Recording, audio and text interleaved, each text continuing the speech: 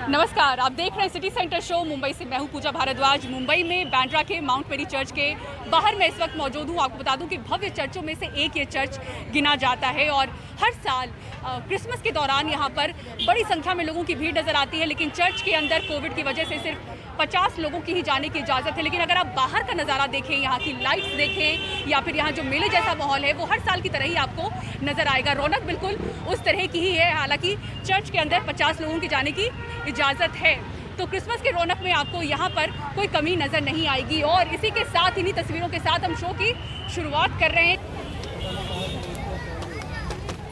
और इसी तरह देश के अलग अलग हिस्सों में क्रिसमस का जश्न होता नजर आया। कहीं कोरोना को लेकर सख्ती थी तो कहीं लोग बेपरवाह दिखे।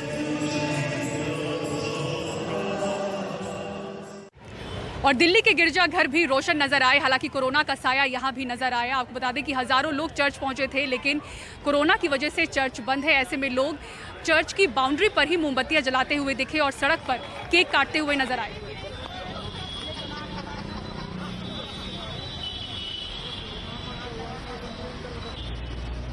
अच्छी खबर मुंबई के धारावी से आई है। क्रिसमस का तोहफा धारावी को मिला है। 1 अप्रैल के दिन यहां पर कोरोना का पहला मामला मौत के साथ सामने आया था और उसके बाद ऐसा पहली बार हुआ है कि अब वहां पर 0 मामला रिपोर्ट हुआ है। पुलिस से लेकर डॉक्टर्स और धारावी के आम लोग उत्साहित हैं। देखिए, धारावी पुलिस मुंह मीठा कर रही है क्योंकि धारावी को मिला है क्रिसमस तोहफा। क्रिसमस के दिन यहाँ कोरोना का 0 मामला रिकॉर्ड हुआ है। ट्रेसिंग, ट्रैकिंग, टेस्टिंग और ट्रीटमेंट, बीएमसी के इस 4T मॉडल ने धारावी को क्रिसमस के दिन 0 केस पर पहुंचाया। धारावी में 1 अप्रैल को पहली बार कोरोना का मामला सामने आया था, वो भी मौत के साथ। पिछले 19 दिनों से यहाँ कोविड मरीजों की संख्या सिंगल डिजिट में चल रही है। इस समय सक्रिय मामले भी सिर्फ 10 हैं। यहाँ अब तक 3700 से ज्यादा मामले रिपोर्ट हुए हैं।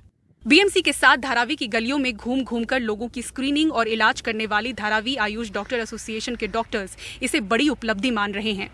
जब से कोरोना के केसेस स्टार्ट हुए धारावी बहुत हाइप पे था, लेकिन कहीं ना कहीं हम लोगों ने फर्स्ट डे से क्लिनिक को चालू रखा with the help of BMC, police workers, सारे लोग जो फ्रंट लाइन वॉरियर थे उनके साथ मिलकर। हमारा सिर्फ यही उद्देश्य था और पहले दिन से हमारी ये सोच थी कि हमको अपने को, अपनी फैमिली को और अपने धारावी को किस तरीके से 0 पर लेकर आए। और आज 0 पे आने के बाद बहुत ही खुशी हो रही है। आज वो दिन आया है कि जब हमारे पास 0 केसेस हैं। हम ये कह सकते हैं कि इसमें एक इंसान की मेहनत नहीं है, एक लोगों की मेहनत नहीं है, टोटल लोगों ने सपोर्ट किया। हमारी मेहनत, हम सब डॉक्टर की मेहनत की वजह से यहाँ पर हम पहुँचे हैं और यही वजह है कि WHO ने हमें यहाँ रोल मॉडल का टाइटल दिया है। चिलचिलाती गर्मी में मजदूरों के पलायन से लेकर धारावी को फिर से पटरी पर लाने की कवायद के दौरान कानून व्यवस्था के पालन की चुनौती धारावी पुलिस ने बखूबी संभाली। बहुत खुशी है, हमने जो मेहनत किया है, जो बाकी सब गवर्नमेंट के जो सारी संस्थाएं है, उसके अलावा डॉक्टर्स है, वो लोगों ने मेहनत किया है। और धारावी के लोगों ने की भी मेहनत है। वो लोगों ने खुद होके जो रूल्स का पालन किया है, उसका ये नतीजा अपने को अभी देखने को मिल रहा है। धारावी में अभी 0 पेशेंट आ रहे हैं। कोरोना फ्री धारावी एक बार फिर से रफ्तार पकड़ने की कोशिश के पूरे जोश में है। आज के तारीख में 0 केसेस हुए कोविड-19 का, उससे बहुत अच्छी महसूस हो रहा है, खुशी।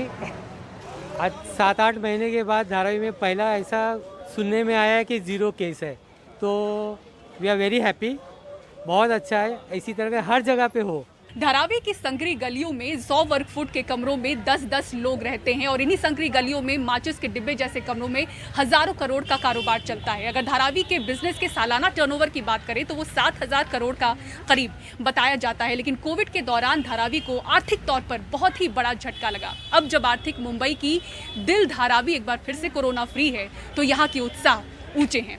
मुंबई में कैमरा पर्सन संजय मंडल के साथ पूजा भारद्वाज, NDTV इंडिया के लिए। और मुंबई की धारावी की तरह दिल्ली से भी कोरोना के मामले में अच्छी खबर आई है। बीते 24 घंटों में कोरोना के 778 नए मामले सामने आए हैं, तो वहीं 30 मौतें हुई हैं। इस दौरान पॉजिटिविटी रेट भी घटकर 1.17 हो गई है, जो अब तक की सबसे कम है। आपको बता दें कि दिल्ली में पिछले 24 घंटों में 85,000 से ज्यादा टेस्ट किए गए हैं। केंद्रीय स्वास्थ्य मंत्री ने जहां जनवरी में टीकाकरण की बात कही, तो वहीं महाराष्ट्र में अब पहले चरण के वैक्सीनेशन में शिक्षकों को प्राथमिकता देने की मांग उठ रही है। देखिए सोहित मिश्रा की ये रिपोर्ट। केंद्रीय स्वास्थ्य मंत्री डॉक्टर हर्षवर्धन के इस ऐलान के बाद कि जनवरी से भारत में टीकाकरण शुरू हो जाएगा। अब महाराष्ट्र के शिक्षकों ने मांग की है कि टीकाकरण में उन्हें प्राथमिकता दी जाए। मुख्यमंत्री उद्धव ठाकरे से शिक्षकों ने छात्रों और खुद की सुरक्षा को देखते हुए सबसे पहले उन्हें टीका लगाने को कहा।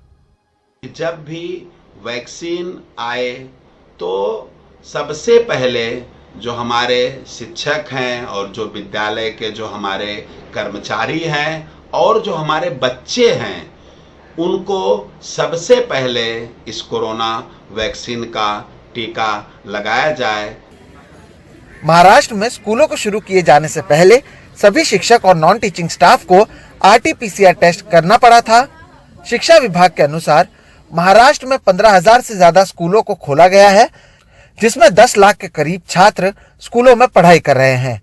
स्कूलों को खोलने से पहले कुल 1,51,539 शिक्षक और 56,034 नॉन टीचिंग स्टाफ का RT-PCR टेस्ट किया गया था, जिसमें 2,212 शिक्षक और 682 नॉन टीचिंग स्टाफ कोविड संक्रमित पाए गए थे। महाराष्ट्र सरकार से अनुरोध है कि मुंबई के छात्रों, शिक्षकों और शिक्षकेतर कर्मचारियों के रूटीन को ध्यान में रखते हुए, उनके आने जाने के सफर को ध्यान में रखते हुए इन सभी को टीकाकरण में प्राथमिकता अवश्य दें।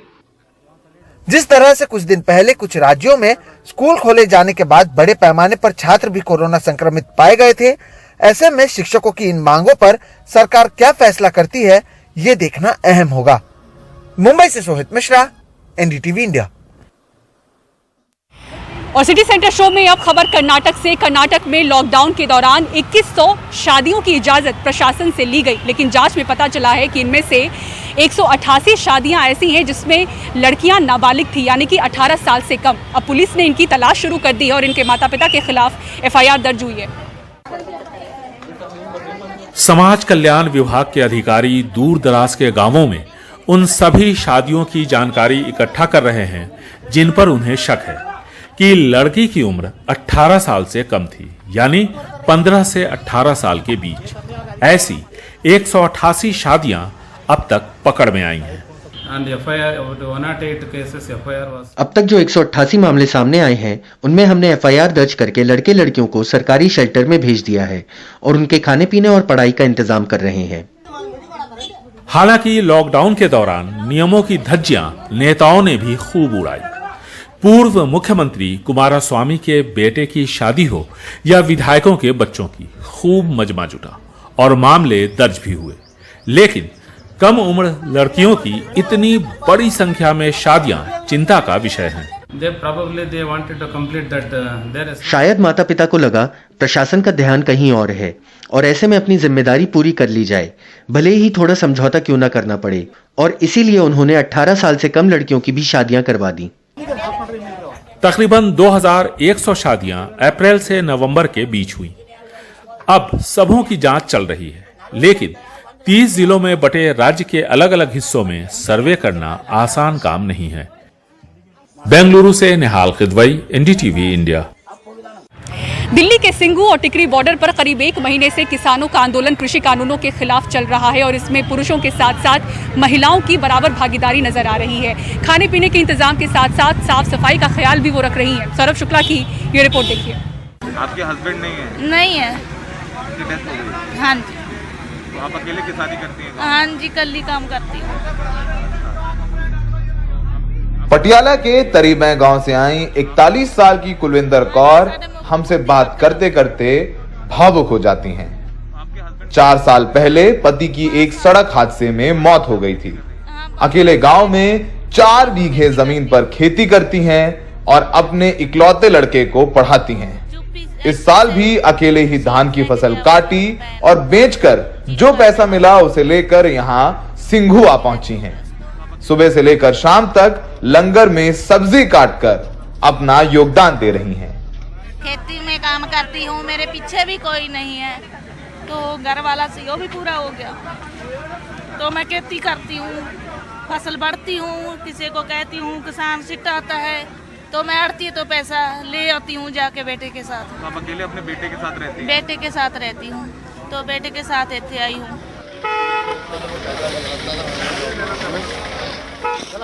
30 साल की अमनदीप और तरसेम सिंह की शादी अभी 2 महीने पहले हुई।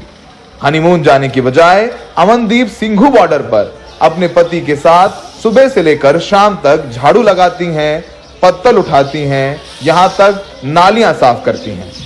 पेशे से अमनदीप यूरोप के साइप्रस में नर्स हैं। सोचा था हम भी देश विदेश जाएंगे, मतलब मालदीव का सोचा था, केरला जाएंगे, कहीं मतलब माउंटेन एरिया में जाएंगे, हिमाचल जाएंगे, लेकिन बाद में सोचा कि वहाँ पे क्या करेंगे, मतलब 2-4 दिन हफ्ता रह लेंगे, मतलब ऐसे देख के वापस आ जाएंगे। और यहाँ पे देखेंगे, हर दिन एक नई चीज़ देखेंगे, एक नई खबर सुनेंगे। यहाँ सैकड़ों महिलाएं अपने छोटे छोटे बच्चों को पंजाब में छोड़कर सिंघू बॉर्डर पर बिना किसी शिकन के सेवा में लगी हुई हैं। बच्चों की याद नहीं आती? आती है, क्या किया जाए, जब साढ़े हाथ ही बढ़ लेंगे तो क्या करेंगे, घर में जाके क्या करेंगे, बच्चे को क्या खिलाएंगे। लंगर पकाने से लेकर मंच में भाषण देने और सुनने में महिला किसान पुरुष किसानों से ज्यादा भागीदारी निभा रही हैं। कहावत है कि हर सफल पुरुष के पीछे एक महिला का हाथ होता है। वैसे ही जो किसान आंदोलन चल रहा है, चाहे वो सिंघू बॉर्डर पर हो या टीकरी बॉर्डर पर हो, उस किसान आंदोलन के पीछे भी इन महिलाओं का हाथ है, क्योंकि तमाम लोग धरने पर बैठे हैं, उनको खिलाने वाले ये लोग हैं। यहाँ पर जो महिलाएं आपको दिख रही हैं, वो मिल करके हजारों किसानों का पेट भर रही हैं। सुबह शाम लगातार रोटियां बनाती हैं, सब्जियां बनाती हैं, सब्जियां काटती हैं और कहती हैं कि हम गांव में किसानी करते भी हैं और यहाँ पर भी आके सेवा कर रहे हैं, क्योंकि कोई भी आंदोलन चले उसके पीछे पेट भरा रहना बहुत ज़रूरी है। सिंघू बॉर्डर में सहयोगी पूजा आर्या के साथ सौरभ शुक्ला, NDTV इंडिया। किसान आंदोलन में शामिल होने के लिए दिल्ली आ रहे किसानों को अलग अलग जगह पर रोका जा रहा है, लेकिन उत्तराखंड के बांसपुर से दिल्ली पहुंच रहे किसान को पुलिस नहीं रोक पाई। पुलिस ने बैरिकेड लगाए थे, लेकिन एक ट्रैक्टर सवार ने बैरिकेड होने पर भी ट्रैक्टर आगे बढ़ा दिया। इस दौरान बड़ी तादाद में पुलिस वाले मौजूद थे। बाद में कई किसान खेतों में गाड़ियां लेकर उतर गए और दिल्ली की तरफ बढ़ गए।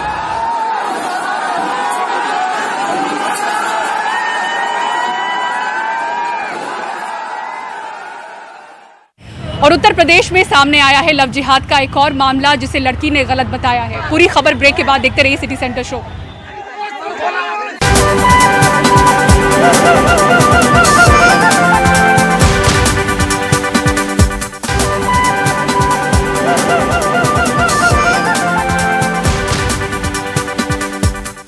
उत्तर प्रदेश के बिजनौर में एक बर्थडे पार्टी से लौट रही हिंदू लड़की के मुस्लिम साथी को भीड़ ने पीटा। फिर पुलिस ने 18 साल के इस लड़के को लव जिहाद के केस में जेल भेज दिया। इस पर आरोप लगाया गया पुलिस के द्वारा कि लड़की को अगवा कर धर्म परिवर्तन के लिए जोर दिया गया, जबकि लड़की का कहना है कि ना तो लड़के ने शादी की बात की, ना ही धर्म परिवर्तन की। गाँव के प्रधान का कहना है कि पुलिस ने जबरन शिकायत दर्ज की है। ये एक पितृसत्तात्मक समाज की हिंसक मॉरल पुलिसिंग है। न लड़की को जानते हैं न लड़के को, लेकिन उन्हें साथ देख इनका खून इतना खौला कि 18 साल के बच्चे को पीट पीट कर बेहाल कर दिया। उसकी साथी लड़की कहती है कि वो एक बर्थडे से लौट रही थी, तभी ये हुआ। बर्थडे पार्टी से यही 11:30 बजे 12 बजे करीब हम घर को गए, तो वहां से कुछ लोगों ने चोर समझ के पकड़ा और उसके बाद पुलिस को बुलाया। उन्होंने मारा, मदीपुर वालों ने होते उन्हें कि कहाँ से आया चोरी करते हो, उन्होंने कहा चोरी हम करने की, तो बस यही मामला था। लड़की कहने भी लगी कि मैं तो ऐसा नहीं हूँ, मैं तो अपने बर्थडे पार्टी में इतनी लड़की आ नहीं सकी, लेकिन उसकी बात किसी ने नहीं मानी। गांव के प्रधान विनोद सैनी, जो वकील भी हैं, कहते हैं कि पुलिस ने लड़की से गांव बताकर उन्हें फोन कर घटना की जानकारी दी। प्रधान लड़की के पिता को लेकर थाने गए और लिख कर दिया कि उन्हें कोई कानूनी कार्रवाई नहीं करनी। इस पर पुलिस ने लड़की उन्हें सौंप दी, लेकिन बाद में लव जिहाद का केस बना दिया। ये बाद में फिर जब लड़की घर आ गई तो फिर कोतवाल का फोन आ रहा है, लड़की को लेके आओ। मैंने क्यों, लड़की अब तो नहीं लाएंगे भाई, हम चीज पे बयान कराने हैं, 164 के महीने में बयान को कराने हैं, कोर्ट में चले जाते नहीं। वहाँ SP का फोन आया है, इसमें वो लव जिहाद लिखा जाएगा। वो तो लड़का मुस्लिम है और अपना नाम दोनों बताकर धर्म परिवर्तन करके शादी करना चाहते हैं, पर उसमें लव जिहाद का मामला बना देना, ऐसा कोई मामला था। लड़की कहती है कि लड़के ने ना तो उसे शादी करने कहा था और ना ही धर्म परिवर्तन करने। अच्छा, ये जो कह रहे कि तुम्हारा धर्म परिवर्तन करा रहा था वो लड़का, ये क्या बात है? झूठा बात है। ऐसी कोई बात थी नहीं। लेकिन पुलिस मानती है कि लड़के ने लड़की को अगवा कर लिया था, वो उसका जबरदस्ती धर्म परिवर्तन कर शादी करना चाहता था। दलित लड़की से यह करने पे नए कानून में 10 साल की सजा है, लिहाजा पुलिस ने इन आरोपों में 18 साल के लड़के को जेल भेज दिया। ये केस लड़की के पिता की तहरीर पे किया गया। इस लड़की को अपना सोनू नाम बताकर इसे अपने प्रेम जाल फंसा लिया, उसके उपरांत उसे यहाँ से अपहरण करके ले गया, उसका धर्म परिवर्तन करवाने का इसने दबाव डाला। जब लड़की को जानकारी हुई तो वहाँ से उसी चंगुल से किसी तरह भाग के आई है। जिस लड़की को अगवा करने और जबरदस्ती धर्म परिवर्तन कराने की कोशिश का आरोप है, वो कह रही है कि ऐसा कुछ नहीं हुआ। उसकी मां कह रही है कि लड़की बर्थडे में गई थी, वहां से लौट रही थी, ऐसी कोई बात नहीं है। गांव के प्रधान कह रहे हैं कि पिता ने थाने में लिख के दिया था कि हमें किसी पे मुकदमा नहीं करना है, लेकिन अगर इसके बावजूद इस केस में पिता से तहरीर लेके मुकदमा किया गया तो यह समझा जा सकता है कि इसका दबाव कहां से आया होगा। बिजनौर में जुबैर और लखनऊ में कैमरामैन राजेश गुप्ता के साथ कमाल खान, एनडीटीवी इंडिया। और सिटी सेंटर शो में मुंबई के भव्य चर्च माउंट मेरी से फिलहाल मुझे दीजिए इजाजत, लेकिन आपको छोड़े जाते हैं क्रिसमस की रौनक की इन तस्वीरों के साथ। नमस्कार।